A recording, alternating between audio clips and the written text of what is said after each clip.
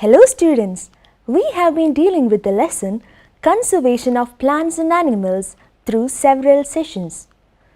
Today, before going into the topic, let us have a short introspection. Let's just ask ourselves a few questions. How much do you love nature? Do you remember your first walk through a forest? Your first swim in the ocean? The first time you saw a wild animal? Don't you think you are really dependent on nature? Are you aware that 40% of oxygen in the world comes from rainforests? 50% of the chemical medicines are based on nature, and 100% of our food comes from nature. Are we taking these for granted? Now, these are not my personal questions to you. These are asked by the world's largest and most diverse environmental network, the IUCN. Yes, today we are dealing with the topic IUCN and protected areas. The International Union for Conservation of Nature, the IUCN, is a membership union uniquely composed of both government and civil society organizations. It provides public, private and non-governmental organizations with the knowledge and tools that enable human progress, economic development and nature conservation to take place together. Do you know when was IUCN established?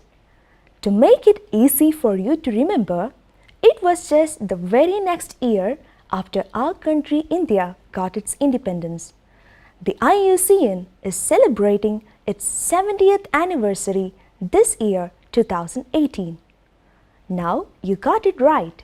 Yes, created in 1948, IUCN has evolved into the world's largest and most diverse environmental network. It harnesses the experience, resources and reach of its 1,300 member organizations throughout 160 countries and the input of some 10,000 experts. The IUCN is the global authority on the status of natural world and the measures needed to safeguard it. The IUCN's World Commission on Protected Areas, the WCPA, is the world's premier network of protected area expertise. It is administered by IUCN's Global Program on Protected Areas and has over 2,000 members spanning 140 countries. The WCPA has developed 6 protected area management categories that define protected area according to their management objectives, which are internationally recognized by various national government organizations and the United Nations. The categories provide international standards for defining the protected area and encourage the planning and execution of conservation. Protected areas are one of the important tools used across the globe for in situ conservation.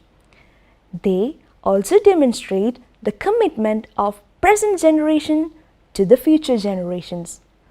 Presently, about 1/10 of the world's land surface is under some form of protected area network.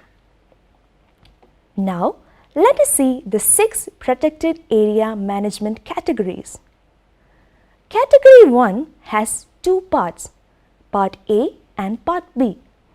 Category 1A stands for Strict Nature Reserve. Category 1A are strictly protected areas set aside to protect biodiversity and also possibly the geological or geomorphical features where human visitation, use and impacts are strictly controlled and limited to ensure protection of the conservation values.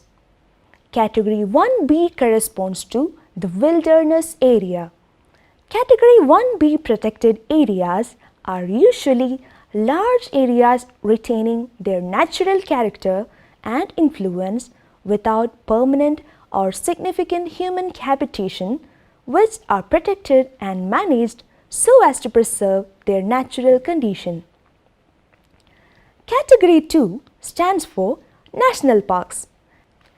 They are large, natural or near natural areas set aside to protect large-scale ecological processes along with the complement of species and ecosystems characteristic of the area, which also provide a foundation for environmentally and culturally compatible spiritual, scientific, educational, recreational and visitor opportunities. As of today, India has around 103 national parks. Category 3 corresponds to natural monument or feature.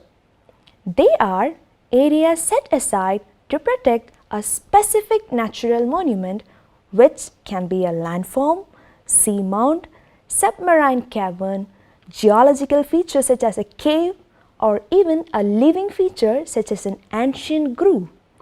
They are generally quite small protected areas and have often high visitor value.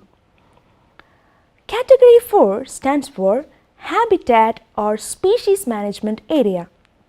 It aims to protect particular species or habitats, and the management reflects this priority.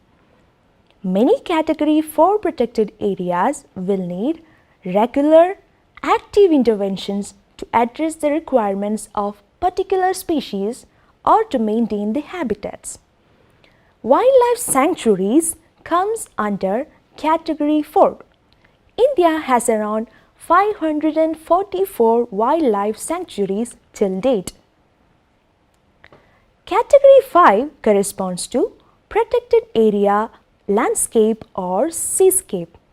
These are places where the interaction of people and nature over time has produced an area of distinct character with significant ecological, biological, cultural and scenic value, and where safeguarding the integrity of this interaction is vital to nature conservation.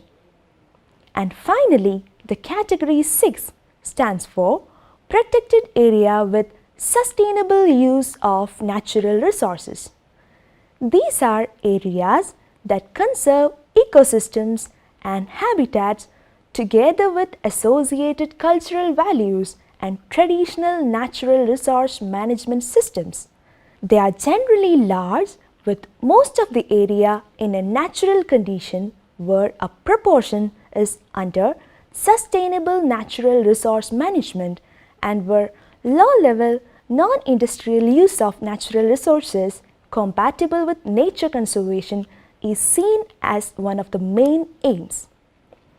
This is all about protected area categories by WCPA.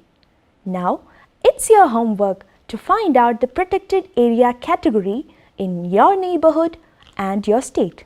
Also, keep asking the questions that I mentioned in the beginning. What are you planning to gift your Mother Nature? Yes, let's not waste time. Get set with your tiny yet significant step towards conserving our nature. It's high time for action. Thank you.